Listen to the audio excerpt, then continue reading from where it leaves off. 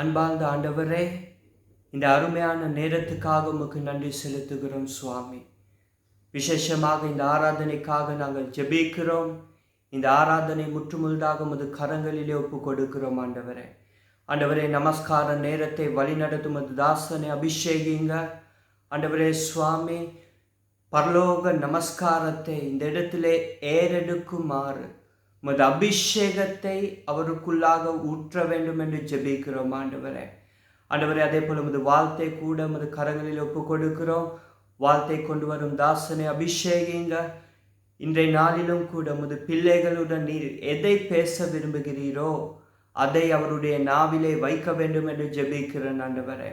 ஆண்டவரே, அதே போல பல இடங்களிலிருந்து இதை கேட்டுக்கொண்டிருக்கும் பார்த்து கொண்டிருக்கும் அனைவருக்குமாக ஜெபிக்கிறேன் சுவாமி. ஆண்டவரே, நீர் அவர்களை தொட வேண்டும் என்று ஜெபிக்கிறேன். அவர்களுடைய இருதயங்களை தொட வேண்டும் என்று ஜெபிக்கிறேன் ஆண்டவரே. இன்னும் ஒரு நமஸ்கார நேரத்திற்கு இன்னும் ஒரு வார்த்தை கேட்டோம் என்று அல்ல ஆண்டவரே. சுவாமி, இன்றைக்கு அவர்களுடைய வாழ்க்கையிலே ஒரு மாற்றம் ஏற்பட வேண்டும் என்று ஜெபிக்கிறோம் ஆண்டவரே.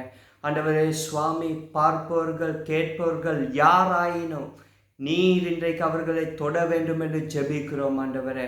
ஆண்டவரே சுவாமி, மறுபடியும் இந்த ஆராதனை உமது கரங்களில் ஒப்பு கொடுக்கிறோம் ஆண்டவரே. உம் நாம மகிமைக்காக அனைத்தையும் செய்ய நீர் எங்களுக்கு உதவி செய்யுங்க. உமது ஆண்டவரே அபிஷேகத்தை உமது சமூகத்தை உணர எங்களுக்கு உதவி செய்ய வேண்டும் என்று ஜெபிக்கிறோம்.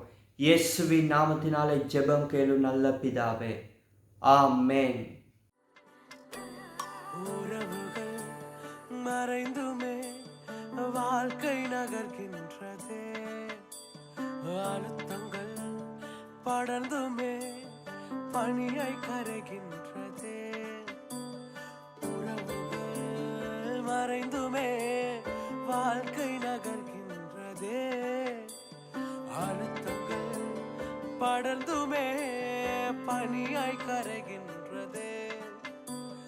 தரிசனம் என்னில் வைத்தீரே, அந்த பாதை எளிதில்லையே. வெறும் கண்களாய் நான் நிற்கிறேன், இந்த நிலையும் புதிதில்லையே. என் இரவோ என் பகலோ நீர் வேண்டும் என் அருகினிலே. முகம் பார்த்தால் பிழைத்துக் கொள்வேன், உன் கிருபை என்று பிடித்துக் கொள்வேன். என் இரவோ என் பகலோ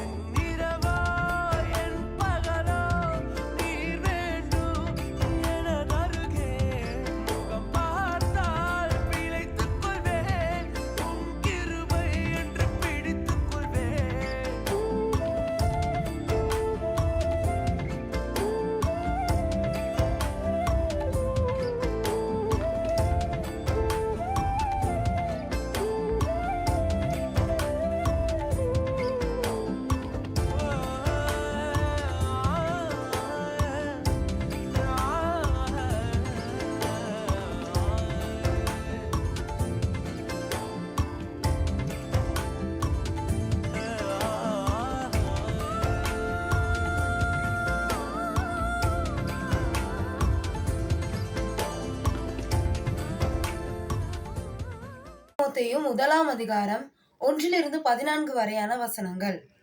நம்முடைய இரட்சகராய் இருக்கிற தேவனும் நம்முடைய நம்பிக்கையாய் இருக்கிற கர்த்தராகிய இயேசு கிறிஸ்துவும் கட்டளையிட்டபடியே இயேசு கிறிஸ்துவின் அப்போஸ்தலனாய் இருக்கிற பவுல் விசுவாசத்தில் உத்தம குமாரனாகிய தீமோத்தேவுக்கு எழுதுகிறதாவது, நம்முடைய பிதாவாகிய தேவனாலும் நம்முடைய கர்த்தராகிய கிறிஸ்து இயேசுவினாலும் கிருபையும் இரக்கமும் சமாதானமும் உண்டாவதாக. வேற்றுமையான உபதேசங்களை போதியாத படிக்கும் விசுவாசத்தினால் விளங்கும் தெய்வீக பக்தி விருத்திக்கு ஏதுவாய் இராமல் தர்க்கங்களுக்கு ஏதுவாயிருக்கிற கட்டுக்கதைகளையும் முடிவில்லாத வம்ச வரலாறுகளையும் கவனியாத படிக்கும் நீ சிலருக்கு கட்டளையிடும் பொருட்டாக நான் மக்கேதோனியாவுக்கு போகும்போது உன்னை எபேசு பட்டணத்தில் இருக்க வேண்டிக் கொண்டபடியே செய்வாயாக. கற்பனையின் பொருள் என்னவெனில், சுத்தமான இருதயத்திலும் நல்மன சாட்சியிலும் மாயமற்ற விசுவாசத்திலும் பிறக்கும் அன்பே. இவைகளை சிலர் நோக்காமல் வீண் பேச்சுக்கு இடம் கொடுத்து விலகி போனார்கள். தாங்கள் சொல்லுகிறது இன்னதென்றும் தாங்கள் சாதிக்கிறது இன்னதென்றும் அறியாதிருந்தும் நியாய பிரமாண போதகராய் இருக்க விரும்புகிறார்கள். ஒருவன் நியாய பிரமாணத்தை நியாயப்படி அனுசரித்தால் நியாய பிரமாணம் நல்லதென்று அறிந்திருக்கிறோம். எங்களுக்கு தெரிந்திருக்கிறபடி நியாய பிரமாணம் நீதிமானுக்கு விதிக்கப்படாமல் அக்கிரமக்காரருக்கும் அடங்காதவர்களுக்கும் பக்தி இல்லாதவர்களுக்கும் பாவிகளுக்கும் அசுத்தருக்கும் சீர்கெட்டவர்களுக்கும் தாய் தகப்பன்மாரை அடிக்கிறவர்களுக்கும் கொலை பாதகருக்கும் வேசி கள்ளருக்கும் ஆண் புணர்ச்சிக்காரருக்கும் மனுஷரை திருடுகிறவர்களுக்கும் பொய்யருக்கும் பொய்யானை இடுகிறவர்களுக்கும் நித்தியானந்த தேவனுடைய மகிமையான சுவிசேஷத்தின்படி எனக்கு ஒப்புவிக்கப்பட்டிருக்கிற ஆரோக்கியமான உபதேசத்திற்கு எதிரடையாயிருக்கிற மற்றெந்த செய்கைக்கும் விரோதமாய் விதிக்கப்பட்டிருக்கிறது. என்னை பலப்படுத்துகிற நம்முடைய கர்த்தராகிய இயேசு கிறிஸ்து என்னை உண்மையுள்ளவன் என்றெண்ணி இந்த ஊழியத்திற்கு ஏற்படுத்தினபடியால் அவரை ஸ்தோத்தரிக்கிறேன். முன்னே நான் தூஷிக்கிறவனும் துன்பப்படுத்துகிறவனும் கொடுமை செய்கிறவனுமாயிருந்தேன். அப்படி இருந்தும் நான் அறியாமல் அவ்விசுவாசத்தினாலே அப்படி செய்தபடியினால் இரக்கம் பெற்றேன். நம்முடைய கர்த்தரின் கிருபை கிறிஸ்து இயேசுவின் மேலுள்ள விசுவாசத்தோடும் அன்போடும் கூட என்னிடத்தில் பரிபூரணமாய் பெருகிற்று. உம்மை ஆராதிப்பேன், உம்மை ஆராதிப்பேன், உம்மை ஆராதிப்பேன், உம்மை ஆராதிப்பேன். என் நாட்கள் முடியும் வரை, என் ஜீவன் பிரியும் வரை, என் சுவாசம் ஒழியும் வரை உம்மையே ஆராதிப்பேன், உம்மையே ஆராதிப்பேன், உம்மையே ஆராதிப்பேன், உம்மையே ஆராதிப்பேன், உம்மை ஆராதிப்பேன், உம்மை ஆராதிப்பேன், உம்மை ஆராதிப்பேன், உம்மை ஆராதிப்பேன்.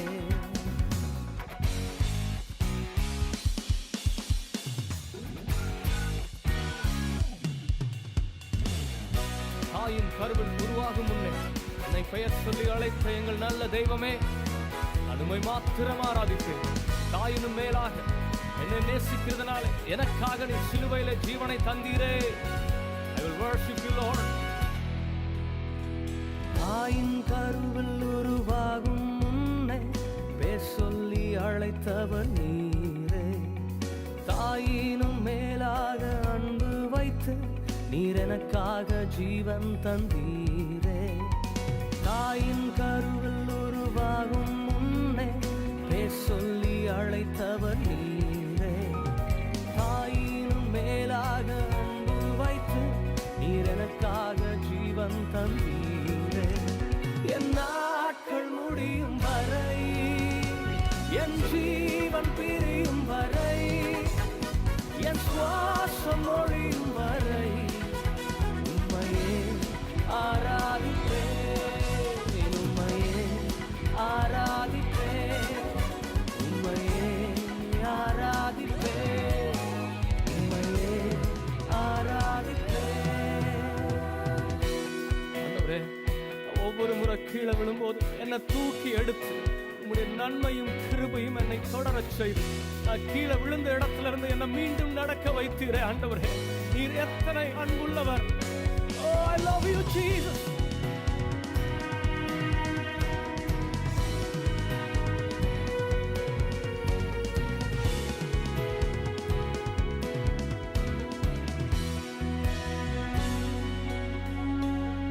எத்தனை முறை இடறினாலும் அத்தனையும் மன்னித்தீரே. நன்மையும் கிருபையும் தொடரச் செய்து என்னை மீண்டும் நடக்க வைத்தீரே. எத்தனை முறை இடறினாலும் அத்தனையும் மன்னித்தீரே. நன்மையும் கிருபையும் தொடரச் செய்து என்னை மீண்டும் நடக்க வைத்தீரே. என் நாட்கள் முடியும் வரை, என் ஜீவன் பிரியும் வரை, என் சுவாசம் ஒழியும் வரை உம்மையே ஆராதிப்பேன். உம்மையே ஆராதிப்பேன். உம்மையே ஆராதிப்பேன். உம்மையே ஆராதிப்பேன். பாவி என்று என்னை தள்ளிடாமல் அன்பினால் அணைத்துக் கொண்ட எங்கள் நல்ல தெய்வமே, எனக்காக என்னை உம்மோடு சேர்த்துக் கொள்ள திரும்ப வரப்போகிறீரே. I love you, Jesus. நான் உம்மை ஆராதிப்பேன். பாவி என்று என்னை தள்ளிடாமல் அன்போடு அணைத்துக் கொண்டீரே.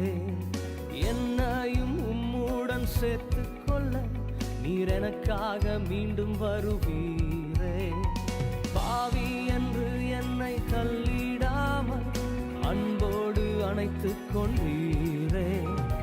என்னையும் உம்முடன் சேர்த்துக் கொள்ள நீர் எனக்காக மீண்டும் வருவீரே. என் நாட்கள் முடியும் வரை, என் ஜீவன் பிரியும் வரை, என் சுவாசம் ஒழியும் வரை உம்மையே ஆராதிப்பேன். உம்மையே ஆராதிப்பேன். உம்மையே ஆராதிப்பேன். உம்மையே ஆராதிப்பேன். உம்மை ஆராதிப்பேன். உம்மை ஆராதிப்பேன். உம்மை ஆராதிப்பேன். உம்மை ஆராதிப்பேன். என் நாட்கள் முடியும் வரை, என் ஜீவன் பிரியும் வரை, என் சுவாசம் ஒழியும் வரை உம்மையே ஆராதிப்பேன். உம்மையே ஆராதிப்பேன். Yes, Lord. நான் உம்மை மாத்திரம் ஆராதிப்பேன். என்னோடு கூட சேர்ந்து Come on, everyone. என் நாட்கள் முடியும் வரை, என் ஜீவன் பிரியும் வரை, என் சுவாசம் ஒழியும் வரை உம்மை மாத்திரம் நான் ஆராதிப்பேன். ஆண்டவரே, நீர் ஒருவரே ஆராதனைக்குரியவர். நீர் ஒருவரே ஆராதனை. லூக்கா 17ஆம் அதிகாரம் 5 - 10 வரையான வசனங்கள். அப்பொழுது அப்போஸ்தலர் கர்த்தரை நோக்கி, எங்கள் விசுவாசத்தை வர்த்திக்க பண்ண வேண்டும் என்றார்கள். அதற்கு கர்த்தர், கடுகு விதையளவு விசுவாசம் உங்களுக்கு உண்டாயிருந்தால் நீங்கள் இந்த காட்டாத்தி மரத்தை நோக்கி, நீ வேரோடே பிடுங்குண்டு கடலிலே நடப்படுவாயாக என்று சொல்ல அது உங்களுக்கு கீழ்ப்படியும். உங்களில் ஒருவனுடைய ஊழியக்காரன் உழுது அல்லது மந்தை மேய்ந்து வயலிலிருந்து வரும்போது எஜமான் அவனை நோக்கி, நீ முன்பு போய் சாப்பிட்டு வா என்று அவனுக்கு சொல்வானே. நீ எனக்கு சாப்பாடு ஆயத்தம் பண்ணி அவரை கட்டிக்கொண்டு நான் போஜனம் பண்ணும் அளவும் எனக்கு ஊழியம் செய்யும். அதற்கு பின் நீ புசித்து குடிக்கலாம் என்று அவனுக்கு சொல்லுவான் அல்லவா? தான் கட்டளையிட்டவைகளை அந்த வேலைக்காரன் செய்ததற்காக அவனுக்கு உபச்சாரம் செய்வானே? அப்படி செய்ய மாட்டேனே. அப்படியே நீங்களும் உங்களுக்கு கட்டளையிடப்பட்ட யாவற்றையும் செய்த பின்பு நாங்கள் அப்பிரயோஜனமான ஊழியக்காரர் செய்ய வேண்டிய கடமைகளை மாத்திரம் செய்தோம் என்று சொல்லுங்கள் என்றார். இயேசுவின் நாமத்தில் உங்கள் அனைவரையும் வாழ்த்துகின்றேன். இந்த வாரம் நாம் நற்செய்தி புத்தகத்திலிருந்து லூக்கா எழுதின சுவிசேஷம் 17வது அதிகாரம் 5வது வசனம் தொடங்கி 10வது வசனம் வரையிலான வேத பகுதியை நாங்கள் தியானிக்க போகின்றோம். உண்மையிலே இந்த பகுதியிலே காணப்படும் இயேசுவின் போதனையானது 2 பிரிவுகளை கொண்டிருக்கிறது. முதலாவது பகுதியாக 5வது வசனம் முதல் 6வது வசனம் வரையிலான வசனங்கள், அதன் பின்பு முதலாவது வசனம் முதல் 4வது வரையிலான வசனங்களோடு தொடர்புடைய ஒரு கருத்தை இந்த பகுதி கொண்டிருக்கிறது. பின்னர் 7வது வசனம் முதல் 10வது வசனம் வரையிலான வசனங்களிலே நாம் 2வது பகுதியை பார்க்க போகின்றோம். இப்போது நாம் முதலாவது பகுதியை பார்ப்போம். இது 5வது வசனத்திலிருந்து ஆரம்பிக்கிறது. அப்போஸ்தலர்கள் இயேசுவிடம் வந்து தங்களது விசுவாசத்தை அதிகரிக்கும்படிக்கு அவர்கள் வேண்டிக் கொள்கிறார்கள். இவ்வாறு அவர்கள் இயேசுவிடம் தங்கள் விசுவாசத்தை அதிகரிக்க சொல்ல காரணம் இயேசு போதித்த போதனை தான். முதலாவது வசனம் முதல் 4வது வசனம் வரையிலான அந்த வேத பகுதியை நாம் பார்ப்போமே ஆனால், அதாவது அவர் தம் சீசர்களிடத்திலே கூறினார், உங்கள் சகோதரனாவது சகோதரியாவது உங்களுக்கு எதிராக ஒரு நாளில் 7 தடவை தீமை செய்தாலும் அவர்கள் உங்களிடத்தில் திரும்பி வந்து ஒவ்வொரு முறையும் மன்னிப்பு கேட்பார்களே ஆனால் நீங்கள் அந்த ஒவ்வொரு முறையும் அவர்களை மன்னிக்க வேண்டும் என்று இயேசு அவர்களுக்கு போதித்தார். இயேசு கிறிஸ்துவின் மீதான நமது விசுவாசத்தை தவிர மன்னிப்பு என்பது மனித ரீதியாக மிகவும் கடினமான ஒரு காரியமாக இருக்கிறது. இன்றும் நமக்கு கடினமான ஒரு போதனையாக இது இருக்கிறது. அவருடைய சீஷர்களுக்கு அதை ஏற்றுக்கொள்வதற்கு மிகவும் கடினமாக இருந்தது. இத்தகைய ஒரு மன்னிக்கும் வாழ்க்கையை வாழ அவர்களுக்கு அதிக விசுவாசம் தேவை என்று அவர்கள் நினைத்தார்கள். ஆனால் இயேசு அதற்கு எவ்வாறு பதிலளித்தார் என்பது இங்கு மிகவும் சுவாரஸ்யமானதாக காணப்படுகிறது. ஏனென்றால் இயேசு அவர்களை பார்த்து இதை செய்ய உங்களுக்கு அதிக விசுவாசம் தேவை என்று அவர் கூறவில்லை. அத்தோடு அவர் அவர்களின் வேண்டுகோளை நிறைவேற்றவும் இல்லை. மாறாக அவர்களின் விசுவாசம் எவ்வளவு குறைவாக இருந்தாலும் பலவீனமானதாக இருந்தாலும் அதை நடைமுறைப்படுத்தவும் செயல்படுத்தவும் அவர் அவர்களை அழைத்தார், ஊக்கப்படுத்தினார். சிறிய விசுவாசம் கூட பெரிய சக்தி வாய்ந்த மிக மிக பிரமாண்டமான முடிவுகளை கொண்டு வந்து தரும் என்று இயேசு அவர்களுக்கு வலியுறுத்தி காண்பித்து கொடுத்தார். இயேசு அவர்களுக்கு சொன்ன இந்த விடயம் 6ஆம் வசனத்தில் இருக்கிறது. இதற்கு கர்த்தர் இவ்வாறு பதிலளித்தார், கடுகு விதையளவு விசுவாசம் உங்களுக்கு உண்டாயிருந்தால், அது அவர்கள் மிகவும் நன்றாக அறிந்திருந்த மிக சிறிய ஒரு விதை அந்த நாட்களிலே, அத்தகைய அந்த கடுகளவு விசுவாசத்தோடு ஒரு காட்டத்தி மரத்தை பார்த்து நீ வேரோடே பிடுங்கப்பட்டு கடலிலே நடப்படுவாயாக என்று சொன்னாலும் அது உங்களுக்கு கீழ்ப்படியும் என்று இயேசு கூறினார். இயேசு மத்தேயு 17வது அதிகாரத்தில் தனது சீஷர்களிடம் கூறிய காரியத்துக்கு ஒத்த காரியமாக தான் இந்த விஷயம் இங்கே இருக்கிறது. அதாவது அவர் தனது சீஷர்களில் சிலரை மறுரூப மலை என்று இன்று நாம் அழைக்கும் அந்த மலைக்கு அவர் அழைத்து சென்ற போது அவர் சொன்ன காரியத்துக்கு ஒத்ததாகவே இந்த சம்பவம் இருக்கிறது. பாருங்கள், இத்தகைய ஒரு தருணத்தை அவர்கள் அனுபவிக்கும்படிக்கு அவர் பேதுரு, யோவான், யாக்கோபு மற்றும் தம்முடைய சீஷர்கள் ஒரு சிலரை அழைத்து கொண்டு அந்த மலையின் உச்சிக்கு அவர் அங்கே போனார். ஆனால் அவர் மலையிலிருந்து கீழே இறங்கி வந்தபோது ஒரு மனிதன் தனது மகன் அங்கே பிசாசு பிடித்திருப்பதாகவும் அவனை அங்கே அந்த வலிப்பு வியாதியிலே அவன் பாதிக்கப்பட்டு இருக்கிறபடினாலே அவனை சுகப்படுத்தும்படி அவனை அழைத்து கொண்டு இயேசுவினுடைய மற்ற சீஷர்களிடத்திலே கொண்டு வந்ததாகவும், அந்த சீஷர்களால் அந்த சூழ்நிலையை சமாளிக்க முடியாமல், அவனை சுகப்படுத்த முடியாமல், அவனுக்குள் இருந்த அந்த அசுத்தாவியை துரத்திவிட முடியாமல் அவர்கள் அங்கே சங்கடப்பட்டு கொண்டிருந்தார்கள் என்பதை அந்த தகப்பன் இயேசுவுக்கு அறிவிக்கின்றான். அந்த தகப்பன் இயேசுவை கண்டவுடன் இயேசுவை அணுகி, நான் எனது மகனை உம்முடைய சீஷர்களிடத்திலே அழைத்து வந்தேன், ஆனால் அவர்களால் அவனுக்கு உதவ முடியவில்லை, சுகப்படுத்த முடியவில்லை என்ற காரியத்தை இயேசுவுக்கு மிகவும் தாழ்மையாக அறிவித்தான். அப்பொழுது இயேசு அவர்களின் விசுவாசமின்மையை குறித்து அவர் அங்கே விரக்தி அடைந்ததோடு கடிந்து கொண்டதோடு, ஒரு கடுகு விதையளவு விசுவாசம் இருந்தால் இந்த மலையை பார்த்து பெயர்ந்து போய் என்றால் அது அந்த இடத்திலிருந்து அகன்று போகும் என்ற அந்த காரியத்தை சீஷர்களுக்கு வலியுறுத்தி கூறினார். அதே போன்ற ஒரு ஒத்த காரியத்தை இயேசு இங்கே கூறுவதை நாங்கள் பார்க்கின்றோம். சீஷர்கள் அவரிடத்திலே வந்து, ஆண்டவரே, ஏன் எங்களால் அந்த மகனை விடுதலையாக்க முடியாமல் போனது என்று கேட்டார்கள். இயேசு கூறுகிறார், அது விசுவாசத்தோடு தொடர்புடைய ஒரு காரியம். அதாவது அவர்களுக்கு அதிக விசுவாசம் தேவை என்றோ அல்லது அவர்களின் விசுவாசம் அதிகரிக்கப்பட வேண்டும் என்பதோ அல்ல. மாறாக அவர்கள் விசுவாசத்தில் நடக்க வேண்டும், விசுவாசத்தில் கிரியை செய்ய வேண்டும் என்பதையே இயேசு அவர்களுக்கு அங்கே சொன்னார். அவருக்கு சொல்ல வேண்டி இருந்ததும் அதுதான். மேலும் ஒரு கடுகு விதை போன்ற சிறிய விசுவாசத்தை பயன்படுத்தும் போது சக்தி வாய்ந்த, நம்மால் நினைத்து பார்க்க முடியாத தாக்கத்தை, விளைவுகளை அந்த விசுவாசத்துக்கூடாக ஏற்படுத்த முடியும் என்பதையும் இயேசு இந்த சம்பவத்துக்கூடாக காண்பித்து கொடுக்கின்றார்.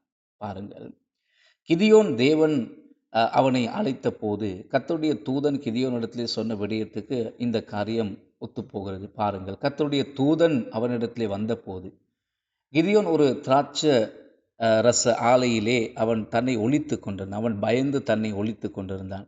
அவன் பெலிஸ்தியர்களை கண்டபோது பயந்து போயிருந்தான். அந்த நேரத்தில் பெலிஸ்தியர்கள் அல்லது மீதியானியர்கள் இஸ்ரவேல் தேசத்தார் அனைவரையும் ஒடுக்கி கொண்டிருந்தார்கள். அத்தகைய ஒரு காலகட்டத்தில் கர்த்தருடைய தூதன் அவனுக்கு தோன்றி பராக்கிரமசாலியே என்று அவனை அழைக்கின்றான். கிதியோன் அதை எந்த வகையிலும் தன்னுடைய சுபாவத்துக்கு பொருந்தும் ஒரு பாராட்டாகவோ அல்லது அடையாளமாகவோ அவன் கருதி கொள்ளவில்லை. காரணம், அவன் பயந்து போய் திராட்சரச ஆலையின் பின்னாக தன்னை ஒளித்து கொண்டிருந்தவனாக தான் அவன் அப்போது இருந்தான். அவன் ஒரு பராக்கிரமசாலி. உண்மையிலே கர்த்தருடைய தூதன் கிதியோனுக்கு சொன்ன காரியம் உண்மை. உண்மையிலே அவன் யார் என்றும் தான் எதற்காக அழைக்கப்பட்டான் என்பதை கர்த்தருடைய தூதன் நினைவூட்டி கொடுத்து கொண்டிருந்தான். இந்த உரையாடலில் இன்னும் பல காரியங்கள் இருந்தாலும் முக்கிய விடயமாக காணப்படுவது என்னவென்றால், எதிரிகளாகிய பெலிஸ்தியரை முறியடித்து அவர்களின் ஒடுக்கு முறையிலிருந்து இஸ்ரவேலர்களை விடுவிக்க கர்த்தரால் இந்த கிதியோன் அழைக்கப்பட்டிருந்தான். கிதியோனுடன் அங்கே தேவதூதன் பேச்சு கொடுத்து, நான் யார் என்று உங்களுக்கு தெரியுமா என்று கேட்பதோடு அவன் தன் தாழ்வு மனப்பான்மையும் தன் நம்பிக்கையற்ற தன்மையும் பற்றி அவன் கூறினான். அது மட்டுமல்லாமல் அவனுக்கு தேவனுடைய வல்லமை குறித்த சந்தேகமும் இருந்தது. அவன் கேட்கின்றான், கர்த்தர் நம்முடன் இருப்பாரானால் கடந்த காலங்களிலே அவர் செய்ததாக நாம் கேள்விப்பட்ட அவருடைய அற்புதங்கள் எல்லாம் இப்போது எங்கே? நம்முடைய காலங்களில் அவருடைய கிரியைகள் எங்கே என்று அவன் கேள்வி கேட்டான். கர்த்தருடைய தூதன் அதை குறித்து எதையும் பொருட்படுத்தாமல் பதில் கொடுக்காமல், உனக்கு இருக்கிற இந்த பலத்தோடு நீ போய் இஸ்ரவேலை ரட்சித்து கொள் என்று கட்டளை கொடுத்து அனுப்புகிறான். கிதியோனின் பலம் மிகவும் குறைவாகவும் அவன் பலவீனமான ஒருவனாக இருந்த போதிலும் கர்த்தருடைய தூதன் அவனை பார்த்து தன்னிடம் இருப்பதை பயன்படுத்த கிதியோனை அழைக்கின்றான். இது மிக முக்கியமான ஒரு காரியம். அவனுக்குள் இருந்த அந்த பலம் எவ்வளவு சிறியதோ பெரியதோ, கர்த்தர் தம்முடைய அந்த பெரிய ரட்சிப்பை கொடுக்க அவர் கிதியோனைத்தான் பயன்படுத்தினார். இது நமக்கு நல்ல ஒரு உதாரணமாக இருக்கிறது. மோசேயினுடைய அழைப்பும் அப்படியேத்தான். மோசே தன்னுடைய தாழ்வு மனப்பான்மையோடு தேவனோடு பேசி சொல்கிறார், எனக்கு சரியாக பேச வராது, நான் திக்கு வாயுள்ளவன் என்று அவன் சொன்ன காரியத்தை நாம் பார்க்கும் போது இவை அனைத்திலும் மோசேயும் கிதியோனைப் போலவே அங்கே தன்னுடைய தாழ்வு மனப்பான்மையை காண்பிக்கின்றான். ஆனால் கர்த்தர் மோசேயை பார்த்து, மோசே, நான் உன்னை அழைக்கிறேன், நான் ஒரு பெரிய காரியத்தை உனக்கூடாக செய்ய போகிறேன் என்று கூறி மோசேயை ஆண்டவர் பலப்படுத்தினார். ஆண்டவர் எதிர்பார்க்கின்ற காரியம் என்னவென்றால், அவர் கூறுகிறார், நீங்கள் செய்ய வேண்டியதெல்லாம் எனக்கு கீழ்ப்படிந்து என்னை விசுவாசித்து வாழ்வதுதான். உங்கள் பலவீனமான விசுவாசம், உங்கள் அற்ப சிறிய விசுவாசத்தை நீங்கள் கிரியையிலே போடும் போது, அதை நடைமுறைப்படுத்தும் போது மிகப்பெரிய விளைவுகளை, மிகப்பெரிய பிரதிபலன்களை காண்பீர்கள். நிச்சயமாகவே கர்த்தர் இவர்களுக்கூடாக பெரிய காரியங்களை செய்தார். அப்படியானால் கிதியோனும் மோசேயும் என்ன செய்தார்கள் என்பதை பாருங்கள். அவர்களுக்கு அற்ப அளவு விசுவாசம் இருந்தாலும் கூட குறைந்தபட்சம் அவர்கள் அதை பயன்படுத்த தங்களை ஒப்பு கொடுத்தார்கள். அவர்கள் அதை நடைமுறைப்படுத்தி அந்த விசுவாசத்தோடு செயல்பட்டதால் கர்த்தர் பெரிய காரியங்களை அவர்களுக்கூடாக செய்தார். எனவே நமக்கு தேவையானது அதிக விசுவாசம் அல்ல, நாம் நம்மிடம் உள்ள இருக்கின்ற விசுவாசத்தை பயன்படுத்துவதும் நடைமுறைப்படுத்துவதும் தான் மிக மிக முக்கியம். அதை நடைமுறைப்படுத்தி கர்த்தர் என்ன செய்கிறார் என்பதை நாம் அவளோடு எதிர்பார்த்து காத்திருக்க வேண்டும். எனவே அதுதான் இந்த போதனையின் முதல் பகுதியாக காணப்படுகிறது. அந்த பக்கம் உங்களை நான் ஊக்குவிக்க விரும்புகிறேன். கர்த்தர் உங்களுக்கு கொடுத்ததை பயன்படுத்த, அது எவ்வளவு சிறிதாக, பலவீனமானதாக, அற்பமானதாக தோன்றினாலும் அதை நீங்கள் பயன்படுத்துங்கள். கர்த்தருக்கு கீழ்ப்படிந்து செயல்பட நீங்கள் விசுவாசத்தால் நிரம்பி வலியும் வரை காத்திருக்க தேவையில்லை. உங்களுக்கு இருக்கிற பலத்துடன், அது எவ்வளவு அற்பமான விசுவாசமாக இருந்தாலும், அது எவ்வளவு கடுகளவு சிறிய விசுவாசமாக இருந்தாலும் அதனோடு நீங்கள் போங்கள். குறிப்பாக கர்த்தருக்கு கீழ்ப்படியுங்கள். உங்கள் விசுவாசம் எவ்வளவு சிறியதாகவோ அல்லது பலவீனமானதாக தோன்றினாலும் கர்த்தர் உங்களுக்கூடாக செய்கிற காரியம் பயங்கரமாயிருக்கும், மகிமையாயிருக்கும். இப்போது 7வது வசனம் முதல் 10வது வசனம் வரை பார்ப்போம். அங்கே இயேசு கூறுகிறார், உங்களில் ஒருவனுடைய வேலைக்காரன் உழுது வயலிலே இருந்து அவன் வரும்போது அல்லது ஆடுகளை மேய்த்துவிட்டு வரும்போது அந்த எஜமான் அவனை பார்த்து, இப்போது நீ வந்து என்னுடன் சாப்பிட உட்கார் என்று சொல்வானா?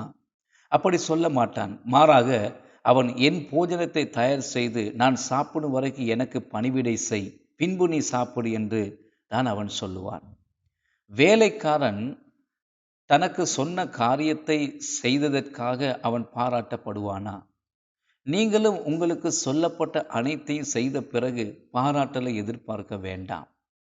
இங்கே இந்த சம்பவத்தின் பின்னணியை நினைவில் வைத்துக் கொள்ளுங்கள். இயேசு கூறுகிறார், உங்கள் சகோதரன் தவறு செய்துவிட்டு ஒரு நாளைக்கு 7 முறை மனம் திரும்பி மன்னிப்பு கேட்டால் நீங்கள் அவனை மன்னிக்க வேண்டும். இதுதான் இந்த போதனையின் பின்னணி. உங்களுக்கு சொல்லப்பட்டதை நீங்கள் கீழ்ப்படிந்து செய்த பிறகு நீங்கள் சொல்ல வேண்டிய காரியம்தான், ஆண்டவரே, நான் தகுதியற்ற ஊழியக்காரர், நான் வெறுமனே நீ சொன்ன காரியத்தை, கடமையை மட்டுமே செய்துள்ளேன் என்று நீங்கள் ஒத்துக்கொண்டு அவ்வாறான மனப்பான்மையோடு இருக்க வேண்டும். வேறு வார்த்தைகள் சொல்வோமானால், உண்மையிலே இதில் எந்த விதமான சிறப்பம்சமும் நமக்கு கிடையாது. இயேசு அதைத்தான் காண்பிக்கிறார். நமக்கு நாம் ஏற்றுக்கொள்ள மிக கடினமான ஒரு போதனையாக இது தோன்றினாலும் இதுதான் உண்மை. இதெல்லாம் எப்படி என்று கூட நீங்கள் நினைக்கலாம். ஆனால் உண்மையிலே இது கர்த்தருக்கு கீழ்ப்படிந்து நடப்பதற்கூடாகத்தான் வருகிறது. எனவே கர்த்தர் நம்மை அழைத்ததை செய்வதற்கு நாம் அவரிடம் பெரிய பதவியை பாராட்டு எதிர்பார்க்கக்கூடாது. நம் கடமையை செய்த பின்பு நாம் சாதாரண தகுதியற்ற ஊழியக்காரர்கள் என்றே நாம் நம்மை கருத வேண்டும். நம்மை அவ்வாறே நாம் அடையாளம் கண்டு கொள்ள வேண்டும். இதை சொல்வதற்கூடாக நமக்கு எந்த மதிப்பும் பெருமதி இல்லை என்றோ அல்லது நாம் தகுதியற்ற வெறும் தாழ்ந்த ஊழியர்கள் என்றோ இயேசு சொல்ல வரவில்லை. அவ்வாறு அவர் நம்மை கீழ்த்தரமாக பேசவும் இல்லை. மாறாக நாம் தேவனுக்கு கீழ்ப்படிந்து நடக்கும் இந்த பயணத்திலே நமக்கு அனாவசியமான பெருமையான மனநிலைமை ஏற்படாத படிக்கு அத்தகைய வீண் பாராட்டல்களிலிருந்து நம்மை தடுத்து கொள்வதற்காகத்தான் இயேசு இதை கூறினார். கர்த்தரை சேவிப்பவர்களுக்கும் விசுவாசத்தால் வாழ்பவர்களுக்கும் கீழ்ப்படிதலில் நடப்பவர்களுக்கும் இது உண்மையான ஒரு சோதனையாக கூட சில நேரத்தில் இருக்கலாம். இயேசு நம்மை எதை செய்யப்படி அழைத்தாரோ அதை செய்ய வேண்டிய சராசரி ஊழியர்கள் தான் நாங்கள். எனவே எந்த பகட்டான நடிப்பும் இல்லாமல், யாருடைய விசேஷ கவனத்தை நாம் எதிர்பார்க்காமல் அல்லது கிடைக்கும் என அவற்றுக்காக ஏங்காமல், உண்மையான விசுவாசத்தோடு இயேசு எதை செய்யும்படி நம்மை அழைத்தாரோ அதை கீழ்ப்படிதலுடன் செய்ய நாம் எங்களை அர்ப்பணிப்போம். இந்த வாரம் அத்தகைய காரியத்தை செய்ய நாங்கள் எங்களை ஒப்புக் கொடுப்போம். அதற்காக நாங்கள் முயற்சி எடுப்போம். கர்த்தராகிய இயேசு கிறிஸ்துவுக்கு கீழ்ப்படிந்து வாழ தீர்மானிப்போம். கர்த்தர் தாமே இந்த வார்த்தை கூடாக உங்கள் ஒவ்வொருவரையும் ஆசீர்வதிப்பாராக. ஆமேன்.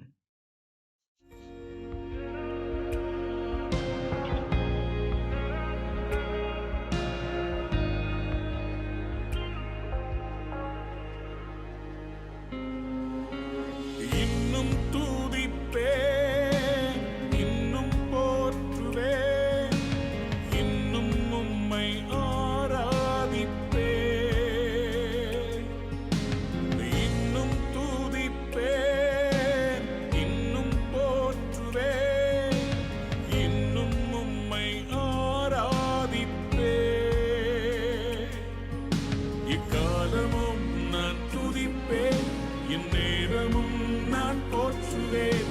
எக்காலமும் நான் துதிப்பேன், எந்நேரமும் நான் போற்றுவேன். இன்னும் துதிப்பேன், இன்னும் போற்றுவேன், இன்னும் உம்மை ஆராதிப்பேன். இன்னும் துதிப்பேன், இன்னும் போற்றுவேன், இன்னும் உம்மை ஆராதிப்பேன்.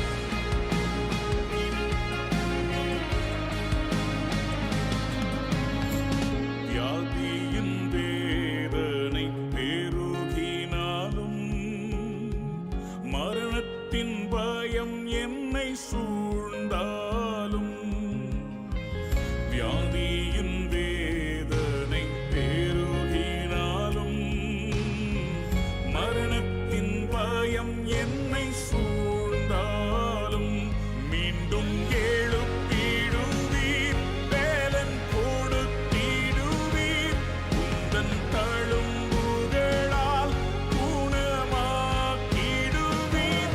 மீண்டும் எழுப்பிடுவீர், வேலன் கொடுத்திடுவீர், உந்தன் தழும்புகளால் குணமாக்கிடுவீர்.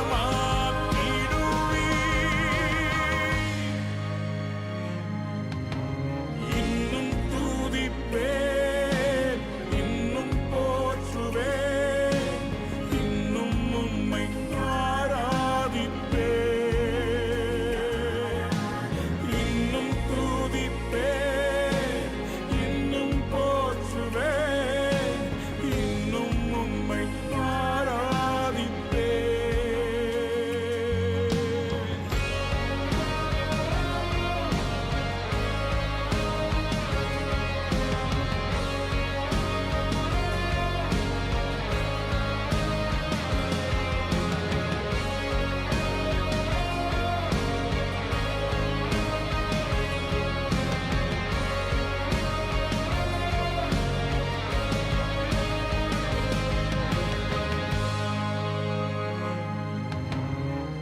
நம்பிக்கை யாவுமே இழந்தாலும், எல்லாமே முடிந்தது என்றாலும், நம்பிக்கை யாவுமே இழந்தாலும், எல்லாமே முடிந்தது என்றாலும், எந்தன் கல்லறையின் கல்லை புரட்டிடுவீர், என்னை மறுபடியும் உயிர்த்தெழும்பச் செய்வீர். எந்த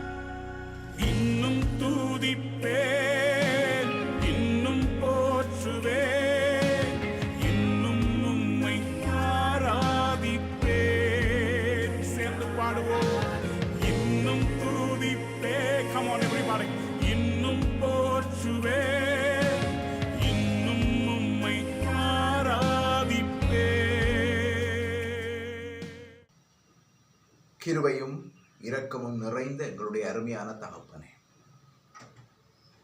இந்த அருமையான ஆராதனை வேளைக்காக நாங்கள் உங்களுக்கு நன்றி செலுத்துகிறோம் சுவாமி. உங்களை துதிப்பது எங்களுக்கு கிடைத்திருக்கிற ஒரு பெரிய சலாக்கியம் ஆண்டவரே. உங்களை தேவனாக கொண்ட ஜனம் பாக்கியம் உள்ளது ஆண்டவரே. எங்களுக்கு தந்த இந்த சலாக்கியத்துக்காக உங்களுக்கு நன்றி செலுத்துகிறோம் சுவாமி. இந்த ஆராதனை முழுவதிலும் நீங்கள் எங்களோடு கூட இருந்ததற்காக நன்றி செலுத்துகிறோம். இந்த ஆராதனையை வழங்கப்பட்ட செய்திக்காக நன்றி செலுத்துகிறோம் ஆண்டவரே. எங்களுடைய வாழ்க்கையில் அது கிரியை செய்யும்படியாய் ஆவியானவர் தாமே எங்களோடு இடைப்பட வேண்டும் என்று நாங்கள் ஜெபிக்கிறோம் ஆண்டவரே. கர்த்தாவே, நாங்கள் உலகத்துக்குள்ளே போகிற போது உங்களுடைய பலத்தோடும் உங்களுடைய வழிநடத்தலோடும் செல்ல உதவி செய்யுங்கள் ஆண்டவரே. உங்கள் கிருபையின் கரத்துக்குள், உங்கள் பராமரிப்புக்குள் எங்களை ஒப்புக் கொடுக்கிறோம். இயேசு கிறிஸ்துவின் இனிய நாமத்திலே ஜெபிக்கிறோம் எங்கள் நல்ல பிதாவே, ஆமென். நம்முடைய கர்த்தராகிய இயேசு கிறிஸ்துவின் கிருபையும் பிதாகிய தேவனுடைய அன்பும் பரிசுத்த ஆவியானுடைய ஐக்கியமும் நாம் அனைவரோடு கூட அவர் வரவரைக்கும் இருப்பதாக. ஆமென். ஆமென்.